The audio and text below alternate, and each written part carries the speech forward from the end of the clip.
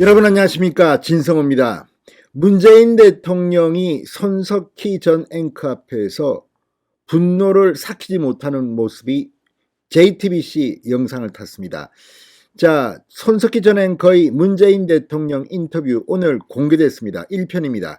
그런데 문재인 대통령이 이 인터뷰에서 화를 내는 모습을 보이는가 하면 손석희 전 앵커가 이 부분은 잘라내 드릴까요? 라고 묻는 모습까지 나왔습니다. 오늘 손석희 전 앵커 요리조리 문재인 대통령이 아픈 부분을 질문하기 시작했습니다.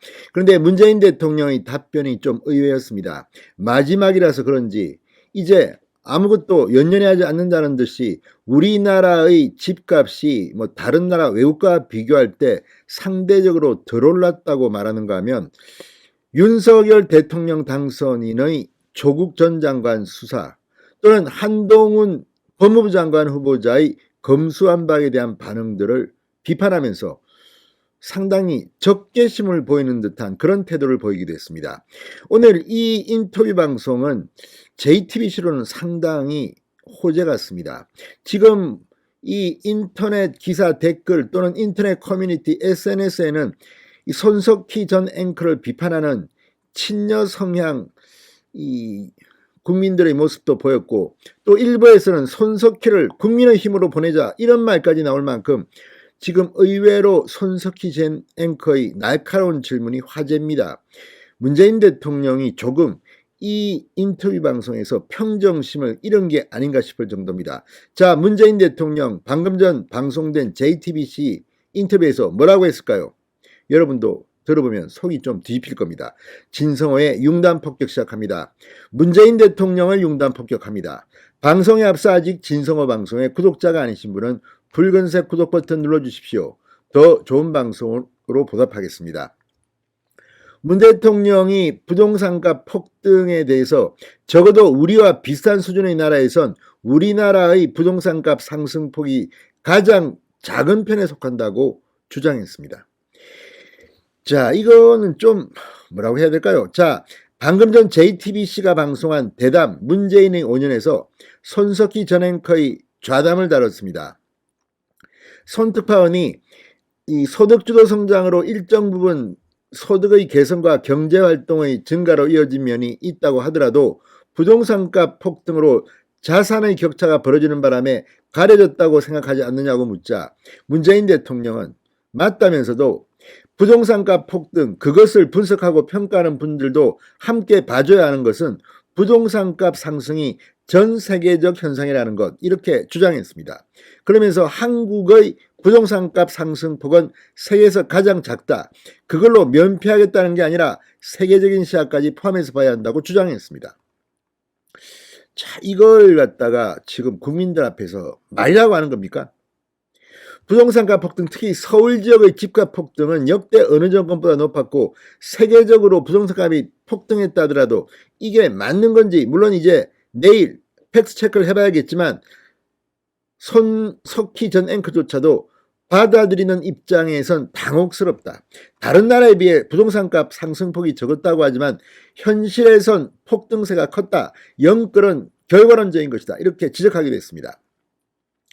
문재인 대통령은 부동산값 상승은 5년 내내 가장 무거운 짐이었다고 여러 차례 말씀드렸다. 다행스럽게 임기 말에 와서는 부동산 가격, 전세값 안정세 하락세 보이는데 지속할 수 있도록 해야 한다. 이렇게 주장했습니다. 자, 아무튼 이 말을 들어보면 지금 국민들 중 얼마나 많은 사람이 문재인 대통령의 주장에 호응할지는 모르겠습니다. 아마 거의 하지 않을 것 같습니다. 자, 또 문재인 대통령은 윤석열 당선인에 대한 이야기도 했습니다. 자, 손석희 전 앵커는 과거 조국 전 법무부 장관에게 마음의 빚이 있다고 발언했는데 지금도 그 마음에는 변함이 없나 이렇게 물었습니다. 그러자 문재인 대통령은 그 사람, 그 가족들이 겪었던 고통들은 마음이 아프다. 그분들이 잘못한 게 있어서 잘못에 대한 벌을 받는 것이 맞다 하더라도 그렇게 말했습니다. 결국은 우리 정부에서 민정수석이 되고 법무부 장관으로 발탁되고 하는 바람에 그런 상황이 된 거기 때문에 그런 거에 대한 안타까운 마음이 없을 수는 없다고 주장했습니다. 검찰이 조국 전 장관을 강력하게 수사한 이유가 무엇이라고 보느냐 이렇게 묻자 제가 뭐라고 단정할 수 없다. 당시 흐름을 주도한 게 윤석열 당선인이기 때문에 섣불리 판단하기 어렵다고 주장했습니다. 검찰로서는 수사 단서가 있으면 수사할 수도 있지만 수사 방식을 보면 너무 공교로운 것이 많아서 목적이나 의도가 있었다고 볼 수도 있는 것이고 아직 단정하지는 않겠다고 말했습니다. 이 말 속에 이미 문재인 대통령은 법치주의 대통령이 아니라 특정한 사람에게 마음의 빚이 있는 것으로 보입니다. 무엇보다 조국 전 장관을 민정수석과 법무부 장관에 임명한 사람은 문재인 대통령 본인입니다. 그런데 금정도 제대로 하지 않았습니까? 아니, 죄가 없으면 대법원이 정경심 씨를 구속시켰습니까? 자, 아무튼 이런 발언을 보면 문재인 대통령은 공과 사를 구분 못하는 사람이 아닌가 이런 생각이 듭니다. 살아있는 권력도 수사라는 발언 진심이었나라는 질문에는 역대 정부 가운데 우리 정부처럼 이라고 말했습니다. 이른바 대통령 주변에 친인척, 특수관계자, 고위 인사가 금품을 받고 부당한 특혜를 준다든지 그런 일이 전혀 없었다. 수사받고 있는 사람들은 직권을 남용했다. 이런 정도라고 했습니다.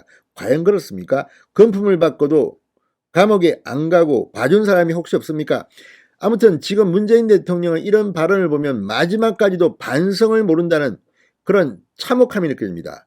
또 한동훈 법무부 장관 후보자도 비판했습니다.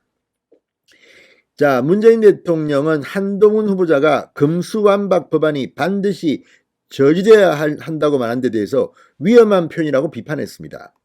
자, 문 대통령은 검찰에 오랫동안 몸을 담았던 분으로서 지금 진행되고 있는 검경수사권 분리를 찬성하지 않는다고 해도 충분한 과정을 거쳐야 한다고 이렇게 말씀드릴 수 있는데 반드시 저지하겠다 이런 식의 표현을 쓰는 건 부적절하다 이렇게 주장했습니다. 자, 손석희 전 앵커가 금수완박으로 고통받을 국민을 위해 한 말 같다고 하자 문재인 대통령은 편하게 국민을 덜먹이면 안 된다. 국민을 이야기하려면 정말 많은 고민이 있어야 한다고 본다. 대한민국의 정의를 어떤 특정한 사람들이 독점할 수 없는 것이다. 이 말은 그대로 문재인 대통령한테 돌려주면 됩니다. 늘 국민을 이야기한 사람이 누굽니까? 문재인 대통령 아닙니까? 그리고 그동안 얼마나 많은 거짓말을 했습니까? 마지막 순간에 좀 참여하는 느낌이라도 있어야 될 텐데 마지막까지 이런 발언을 하는 것을 보면 정말 문재인 대통령 왜 5년 만에 정권이 교체했는지 본인은 알 것 같습니다. 진성호의 융단 폭격이었습니다. 여러분 감사합니다.